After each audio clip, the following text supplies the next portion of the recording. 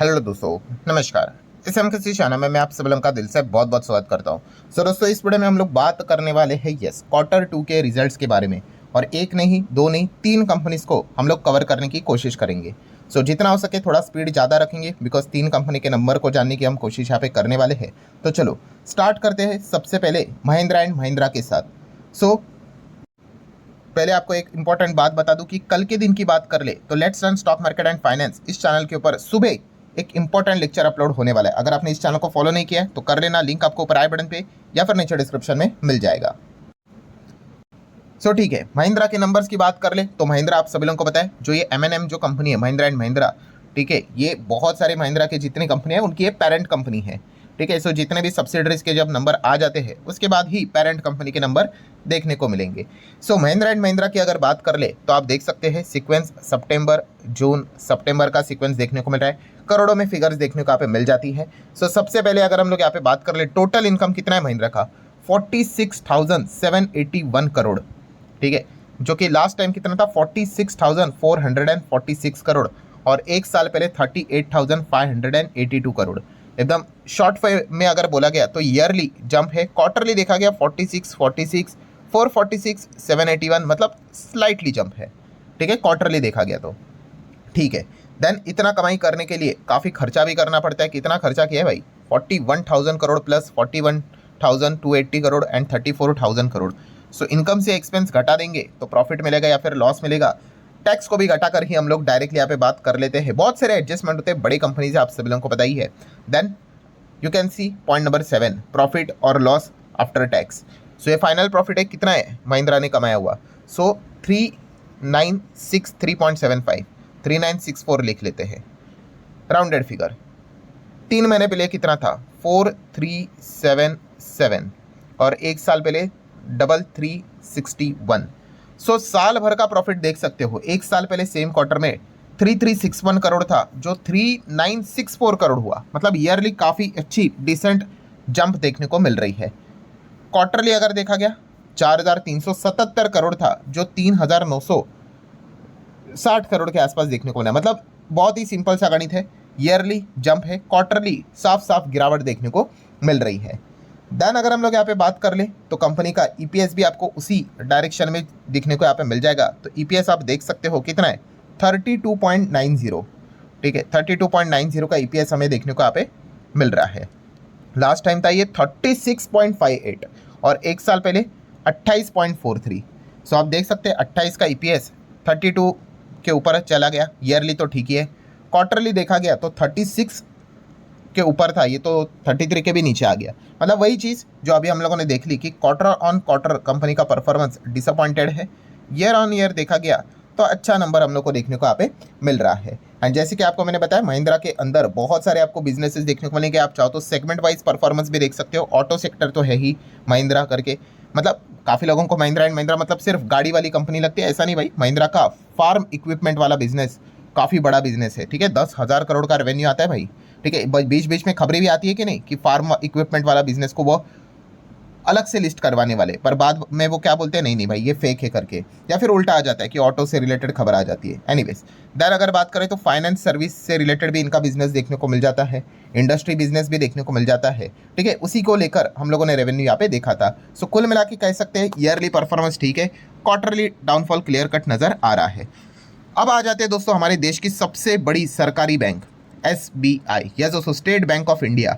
अब इनके नंबर जब हम पढ़ने यहाँ पे जाते हैं, ठीक है, अभी भी वही पुराना सिस्टम आप यहाँ पे देख सकते हो। ऐसा लगता ही है पुराने ज़माने का नंबर का, मतलब ये जो शीट हम लोग को देखने को मिल रही है, ठीक है, पीली पीली देखने को मिल जाती है, ऐसा लगता है जॉन्डिस हुआ है क्या। ठीक है, चलो एनीवेज, सो अब आ जाते हैं दोस्तों यहाँ पे सबसे पहले सीक्वेंस 969। ठीक है, चलो वैसा ही है सीक्वेंस। सो अब हम लोग यहाँ पे देख, अच्छा काफ़ी लोग ये कमेंट सेक्शन में लिख भी देते हैं कि सर आप इस मतलब कंपनी के स्टैंड अलोन नंबर क्यों पढ़ रहे हो, कंसोलिडेटेड पढ़ना चाहिए। तो दोस्तों बैंक के केस में आपको स्टैंड अलोन नंबर पढ़ने होते हैं, कंसोलिडेटेड नहीं। ठीक है, ऐसा क्यों, अब वो जानना है आपको तो अगेन मैं कहना चाहूँगा, मैंने ऑलरेडी इसके ऊपर वीडियो बनाया है कि नंबर्स पढ़ते कैसे है, उसका लिंक मैं ऊपर आई बटन पे दे दूंगा। अगर आपको इच्छा है, सीखना चाहते हो, उस वीडियो को देख सकते हो। सारी चीज़ें free of cost already YouTube पे मैंने डाल के रखी हुई है। चलो अब हम हमारे नंबर्स के ऊपर आ जाते हैं। टोटल कमाई कितनी है, सो टोटल कमाई आप यहाँ पे देख सकते हो, प्रेजेंटेशन इनका काफ़ी खराब होता है, तकलीफ होती है पढ़ने में, बट आप देख सकते हो करोड़ों में 1,34,979 करोड़ का टोटल इनकम इस वक्त देखने को मिल रहा है, जो 3 महीने पहले 1,35,000 के रेंज में था और 1 साल पहले 1,29,000 के रेंज में था। सो क्लियर कट है कि 1,29,000 बढ़कर 1,34,000 के रेंज में आ गया, बट 3 महीने पहले यही 1,35,000 था जो 1,34,000 के रेंज में हम लोग को देखने को मिल रहा है। मतलब शुरुआत की अगर बात करें, इनकम की बात कर ले, ईयरली परफॉर्मेंस जैसे अभी महिंद्रा का देखा था वैसे ही है, ईयरली ठीक है बट क्वार्टरली डाउनफॉल देखने को मिल रहा है।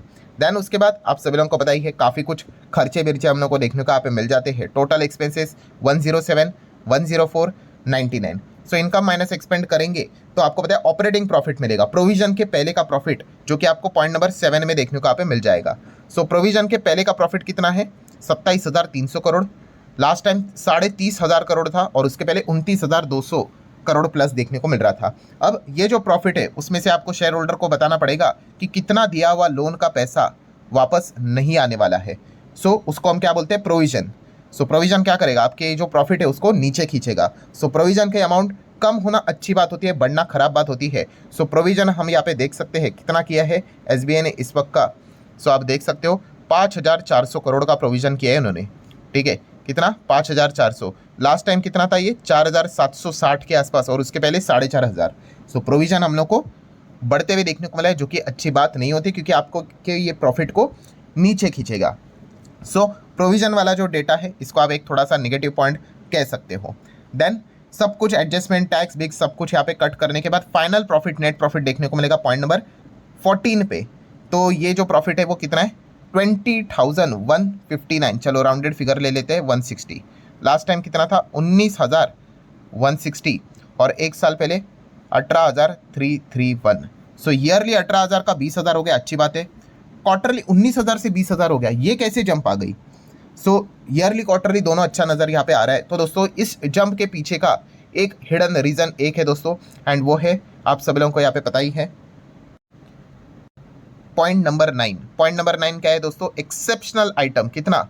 4,500 करोड़, ऑलमोस्ट 4,600 करोड़ के आसपास एक्सेप्शनल आइटम देखने को यहाँ पे मिल रहा है। इससे क्या हो गया? यस, कंपनी का प्रॉफिट अच्छा आते हुए देखने को मिल गया है, ठीक है। तो आप सभी लोगों को पता भी होगा येस बैंक में भी क्या किया था, एसबीआई ने अपना स्टेक यहाँ पे बेचा था। तो इस चीज़ के चलते हम लोग को इनके भी पहले वाले इनकम में हम लोग को एडिशन देखने को यहाँ पे मिला था। तो ये चीज़ें यूजुअली हम लोग को देखने को मिल जाती है। सो इसी चीज़ के चलते ओवरऑल ये फाइनल में हम लोग को प्रॉफिट ऊपर देखने को मिल गया। एंड इसी चीज़ के चलते ईपीएस भी अगर हम लोग देखेंगे, अर्निंग पर शेयर की अगर हम लोग बात कर ले तो बेसिक ईपीएस कितना है? 22। लास्ट टाइम 21.47 और उसके पहले 20.54 देखने को यहाँ पे मिल रहा है। तो क्वार्टरली ईयरली इसी चीज़ के चलते, एक्सेप्शनल आइटम के चलते ईयरली तो ठीक है, क्वार्टरली जंप देखने को मिली है। अभी भी फाइनल नंबर्स खत्म नहीं हुए, बिकॉज हम बैंक के नंबर स्टडी करते तो एनपीपी को देखते हैं, उसमें से प्रोविजन तो देख लिया, अच्छा नहीं था। प्रॉफिट तो चलो अच्छा हो गया बिकॉज ऑफ एक्सेप्शनल आइटम।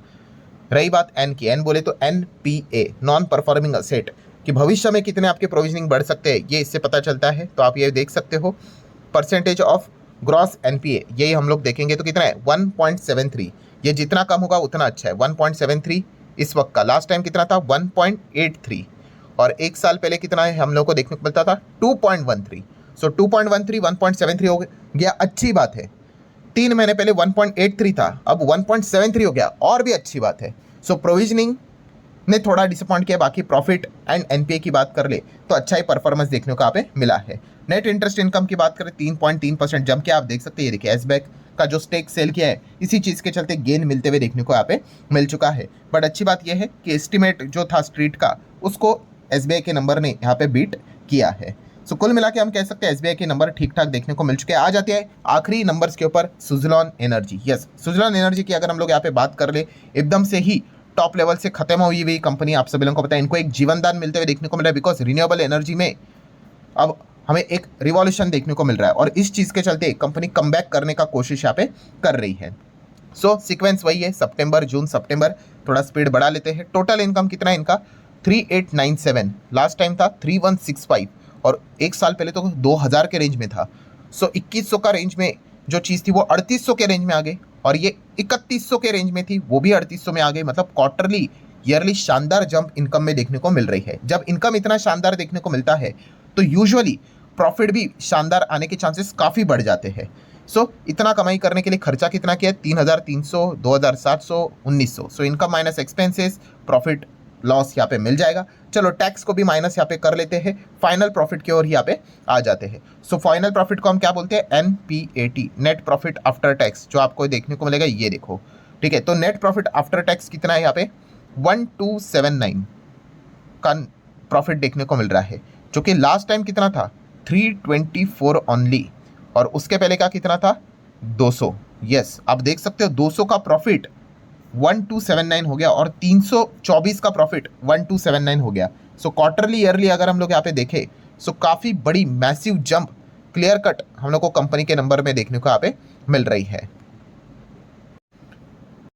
सो अभी भी हम लोगों ने देखा कि मतलब कंपनी का रेवेन्यू तो अच्छा था, बट इतना बड़ा जंप नहीं था। तो ये कैसे हो गया? तो आप देख सकते हैं जो डेफर्ड टैक्स एडजस्टमेंट था, इस चीज़ के चलते ये गैप बढ़ते हुए देखने को मिल गया। चलो कोई बात नहीं, हम क्या कर लेते हैं, टैक्स के पहले का, एडजस्टमेंट के पहले का हम यहाँ पे क्या करते हैं, प्रॉफिट देख लेते हैं, तो वहाँ से क्लैरिटी आएगी। तो वहाँ का प्रॉफिट कैसा था?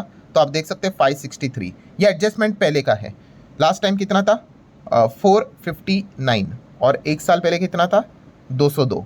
सो आप देख सकते हैं 202, 563 हो गया, तो ईयरली जंप ही है। क्वार्टरली 459, 563 देखने को मिल रहा है। मतलब बिना एडजस्टमेंट के भी अगर हम लोग यहाँ पे बात कर ले, तो सुजलॉन ने ईयरली तो कमाल ही कर दिया है, ठीक है। 202 का डबल 404 हो जाता है, फिर भी 563 नजर आ रहा है, तो ईयरली कमाल है। क्वार्टरली 450 के आसपास था, ये 550 प्लस यहाँ पे जा चुका है, ठीक है। वो एडजस्टमेंट के चलते काफ़ी बड़ा गैप देखने को मिल रहा है, बट फिर भी बिना एडजस्टमेंट भी एक डिसेंट परफॉर्मेंस सुजलॉन ने दिखाया है, जो कि हम क्लियर कट यहाँ पे देख सकते हैं।